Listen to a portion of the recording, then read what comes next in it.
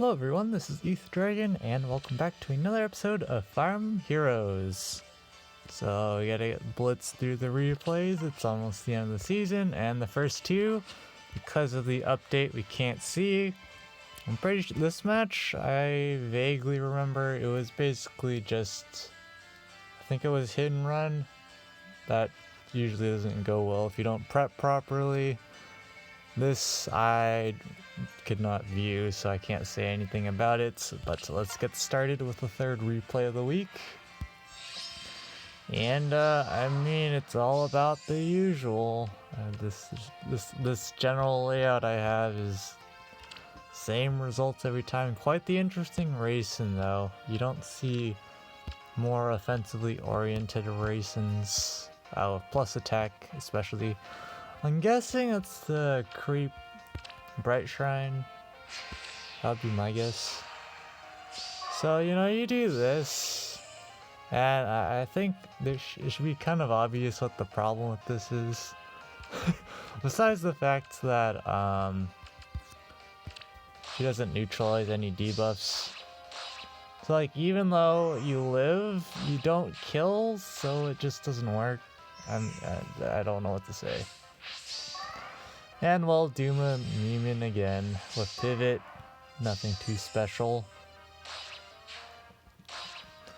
But unfortunately for us, we're just trolling. So, heavy trap obviously going to be real there. It really wouldn't matter too much if it was real, because we were still going to pick up at least a double kill, or even triple kill perhaps. But they just end up surrendering there. And it's just similar ideas across the board, nothing too special here. Towards the end of the season, you definitely get to get a better idea of why this layout isn't really necessarily great, but it doesn't mean that it's absolutely horrendous. Like, it's okay. It's basically one of those defenses where you just slap a bunch of things that are decent on their own, and then so together they're decent, but they're not that amazing. So wait for Bolt Tower here, not entirely sure why, but yeah, you can. And then they just decide to half run, and we all know what happens when you half run. Yeah. And unfortunately for them, Elowood lives, so it's just Wings of Mercy chaos, but Olivia murders herself. Pretty standard. What happens when they run a Wings of Mercy melee dancer? They just have an attack stat, so they can go do enough damage to not be an eligible dancer 10 out of 10.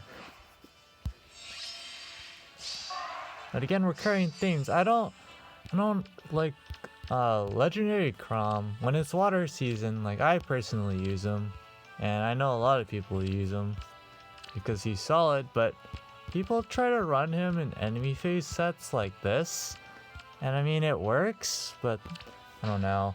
There's just fundamentally, besides the problem that Crom basically has no HP in the first place. His res isn't amazing either. His speed's up in an awkward spot. You either go really ham on investing his speed, or you just don't bother. And then, of course, the big gimmick is hinging on usually lulls. Lull attack is really important on him, especially against green units, and Rangreether for the -6 attack and defense. And that works both ways. It helps him take less damage and do more damage, but the problem is if you don't kill, things go wrong. But here they're just going to use Witchy Wand. Totally a fine idea. Like, conceptually this isn't terrible. The only problem with it is what I've already discussed. Like, it gets rid of Sonya's Glacies, which would absolutely do a crud ton of damage, especially since he's not running a lull attack. Problem is, this guy is just too slow. We have our And it's not like our Crom here is actually that fast because there's Tamari, but it's still not enough because we have drive speed and stuff. So we can actually just double here and we don't die, so we all know what happens next. It's an easy pickup. Now we're in Wings of Mercy range. And now so Crom can meme use to change fate after Elwood moves first because melee without assist move first. So epic troll, and that's a rip. Conceptually it probably would have worked if the Crom was faster and could kill. But yeah, when I use Crom on offense this week, I think I had a perfect offense this week. I do not remember. I guess you could technically go back and check the logs. But here it's just very interesting choice of using Duo Makaya. But I mean, the big thing with Brave Ike is his problem is precisely that his kill power can be lacking, especially when you use stuff like Spurn and whatnot. There's always some issue going on. I guess Spurn does give you a bit of damage, but it's if you don't double, that's a problem. And here it's obviously a big problem because we're just going to snipe off their back line. I'm not sure what they were expecting, but Crom trolling with guidance. Crom can't double, but he's not that fast, so I don't really expect him to. It's not like I have a lull speed either. But like this guy, he only has 52 speed. And obviously right now Crom's in a really bad spot in terms of speed, but you know, we can definitely at least get close to matching the speed to mitigate the amount of damage reduction, but it really doesn't matter. At this point we just don't have the kill power, and they're just free HP pools to heal off of with Ether. If they didn't exist, then then Brave Ike would have some problems. Like their attack speed pushes off, so I believe Brave Ike gets more damage reduction. I think that might be how he lived there. Doesn't really matter. The point being, it's a bit suspicious. And at this point, it's just going to be a free win. But they drop some units. And I'm not entirely sure what they're waiting for, but yeah, there we go.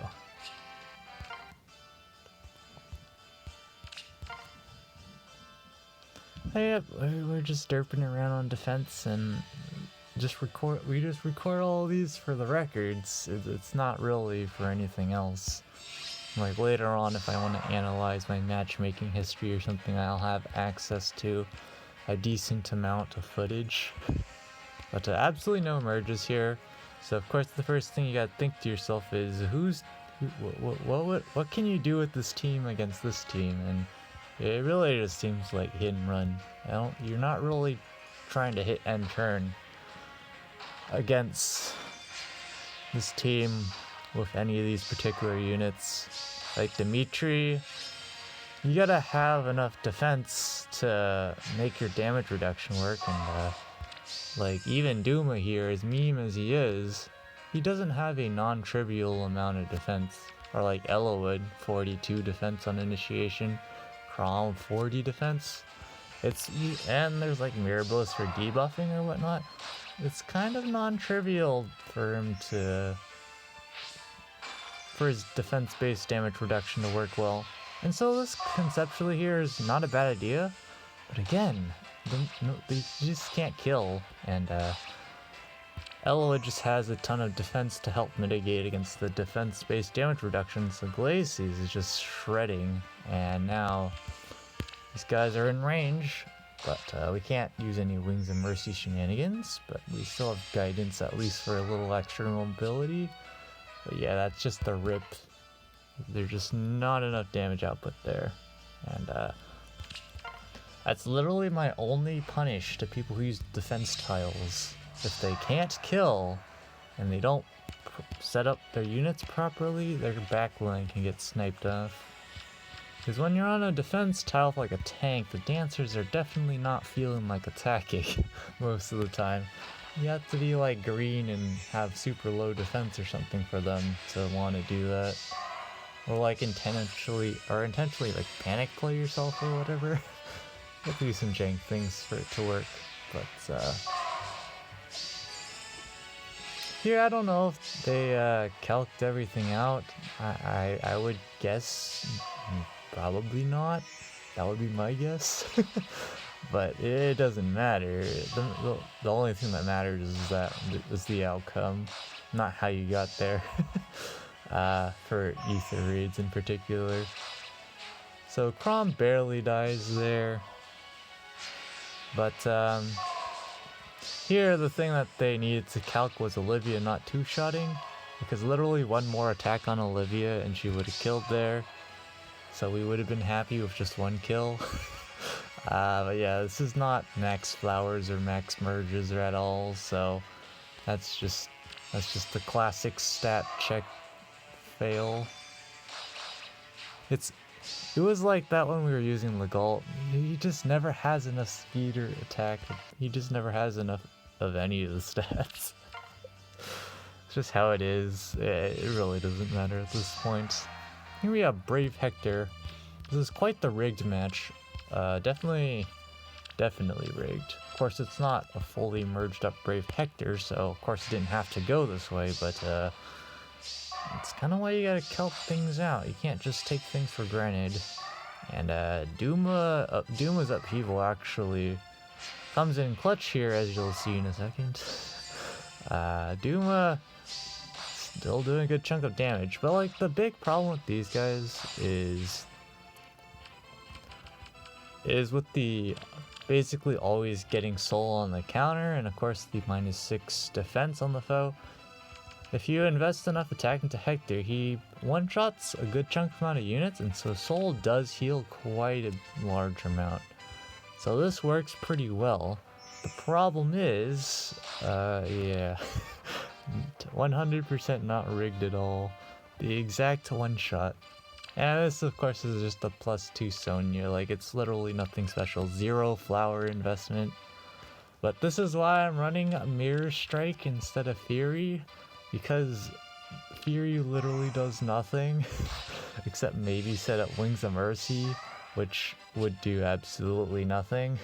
So, yeah, that extra point of attack and maybe res definitely came in clutch in this match, but in general, it's always like, there's always those scenarios where you're just barely missing the kill, or you just barely get lethal, like some of my previous insane Ether Raids offense matches. Yeah. This team, they really should not be. If you have 3 dancers and 2 pretty solid offensive units, you should not be losing against this team. That's all I gotta say. So, good thing they won. If they didn't, something's wrong. But I kind of like this idea of Crom, the Deadeye. The only problem is, I'm not entirely sure what they're trying to achieve here, because you're not investing enough into speed for that. I'm not entirely sure, but like, you can get Deadeye up in 2 attacks. Like, first attack will charge it up, most likely, and then the second attack's gonna proc it. But yeah. Okay, they test the trap, that's fine. They use it to their advantage so they can get a free hit and run. That's the thing about the heavy trap versus the bolt trap. When you go in like that, you can, with the way I have my defense set up, you can use that to your advantage. So, a bunch of people have used it in the past before, but yeah, it's just a bunch of murder everything here. And then there's just Crom left. Huh, I'm actually surprised Crom actually lives Leaf here. Does he actually? Oh wait, he might be grabbing the ether structures. I just realized. Or maybe not. They're not, it doesn't look like they're going after ether structures. So, I guess not. I guess Leaf couldn't actually kill. That's actually interesting. That it's pretty heavily merged. The joint drive attack. What the heck? Was he actually living Leap? That's kind of crazy if that's true. But it doesn't really matter. Going all in against my team works pretty well, but if you just go in and murder like 1 unit or 2 units and then you hit end turn, the problem is there's still other threats remaining generally. That doesn't work too well. But in terms of ranking, looks like we're barely gonna make top 6k, we're just chilling, we're derping around like usual. Pretty okay on defense this week, pretty standard nowadays to get around there. But for the first time, looks like we are going up to interval 21. Free to play, by the way, probably because of the bonus titles and the fact that if you want to score, you have to get the new harmonized hero, which, let's be real, who's going to actually do that in large? Not a large amount of people are going to do that. It's mostly going to be off of like free summons and stuff, so that's the main reason probably why that happened. Here we're now kicked out of top 100 in allegiance battles. Feels bad, but still easily top 1k. I would be genuinely surprised if it quickly got to a point where top 1k allegiance battles during a particular blessing season just skyrockets in the top 1k cutoff. But yeah, not even trying to stay in tier 21, and the entire time we just murdered everything with legendary Crom because, especially with the plus 10 HP, don't have to worry too much about running out of HP to tank threats. But yeah, Arena Assault's just another chill run. Not trying to go for ridiculously high ranks anymore nowadays. We're just chilling top 1k. Pretty bad matchmaker scores this week, but it doesn't matter. It's still easily top 1k. But yeah, well, that's it for now. We'll be back when the results drop in. Probably gonna check in a while from now. Alright, time for the results. And let's see what we get here. Probably nothing changed too much. Yep. Top 6k, we'll take it. That's basically what we get when we use like a plus 140 lift team and the team's okay enough. But this week, I don't know. I might try and climb with Legendary Marth because it is fire season, but I think we're just gonna fool around again this season. I'm gonna be real. I don't really have much reason at this point to actually try for tier 27 because like whenever the bonus unit's favorable for me, like I'd rather not like burn blessings just to try to go to tier 27 every time. Because you can definitely see I have the scoring capacity to do so, but it's usually not. I usually just like fooling around at this point and just trying to go as high as I can with a terrible offense team. But oh yeah, my dark defense, I gotta change this out because it's not Earth season. I don't know who I'm putting in place of Julia. It's basically just who is in Julia's spot every week. That's basically all it is. But anyways, enough random rambling. Let's go. Interval 21, we're definitely not staying. There's basically no way that's happening. But at least we got up to it once. Free to play, by the way, because of the bonus titles. That's probably really all there is to why that happened. But easy staying in tier 21. I heard that the cutoff was like only not even like 3,840 or something. So I think we should be chilling next week as well. We'll just have to do a bit of extra fishing, but compared to this week where we did absolutely no fishing, just the first 5 matches of the week. Seems about blessings, man. But yeah, this is I don't remember the last time I actually made a video of the troll AR offense team, but here it is. It's just tactics, and we're BMing by not using Milla's turn wheel. It's so stupid. It definitely makes it a lot of matches harder than, way harder than they should be, because I'm just doing it for the memes. So bad, but very standard. I still need to get more flowers on Caden probably. I haven't fully decided if I want to go all the way. And then also what I want to change is A slot too, because HP, it was a meme to dodge some panic manners. At this point, it technically still matters, but I don't think it's really worth my time. I think having more speed is more important, but then if I run Fury, then there's chip damage, so I'm not sure what I want to do with that yet. But anyways, enough rambling, that's gonna be it for this episode. Thanks for watching, as always, this is Ether Dragon, and hope to see you all next time. Bye!